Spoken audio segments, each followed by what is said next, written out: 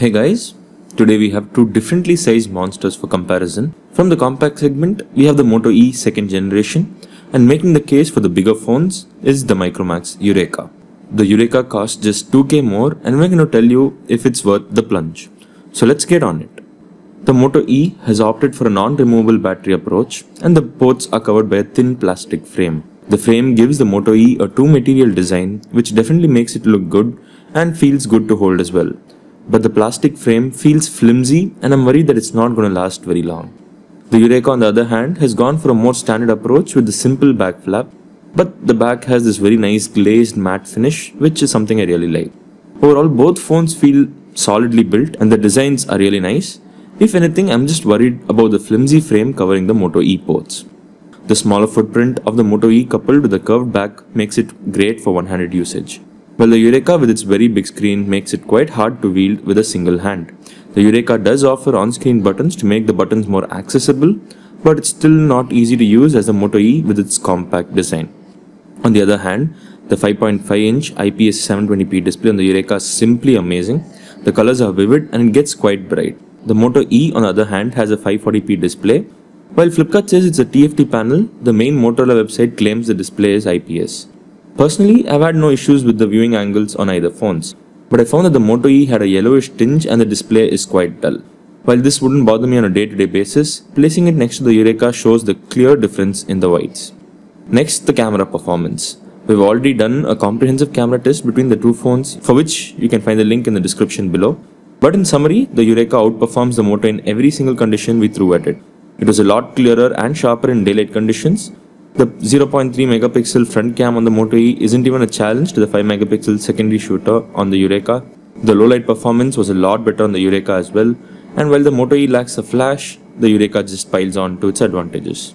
The Moto E comes with an internal storage of 8GB, while the Yureka comes with 16GB of internal storage. Aside from that, both phones accept SD card and both allow apps to be installed onto the SD cards with other media files. The catch here is the Moto E's internal storage fills up really fast. I've installed a few essential apps and a couple of big games like Asphalt and Real Racing, and my memory is already full.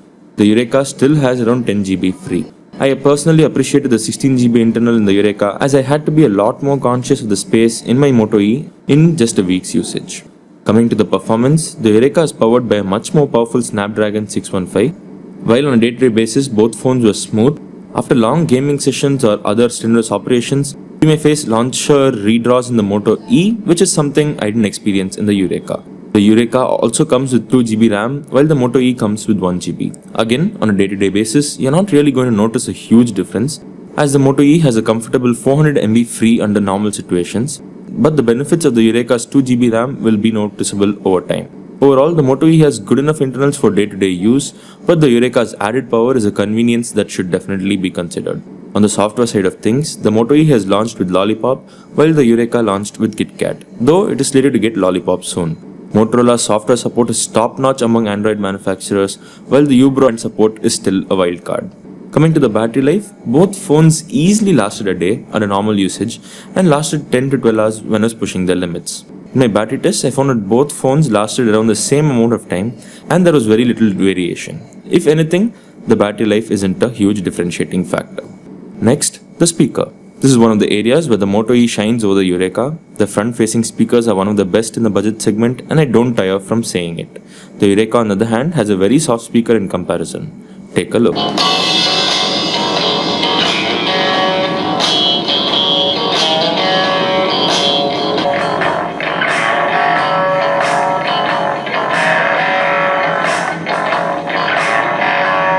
A couple of games like Real Racing 3 and Asphalt 8, both games ran smoothly and I had no major problems on either phones. Though the Moto E did drop a few frames when I received messages in the background, which is something I didn't face with the Yureka. Load times were also lesser on the Yureka as well, but the difference was negligible. The bigger display of the Yureka also made the gaming experience a lot more engrossing. Finally, the call quality. While the Yureka touts 4G LTE support, this particular Moto E model supports only 3G. For those of you interested in LTE, Motorola is releasing an LTE version next month.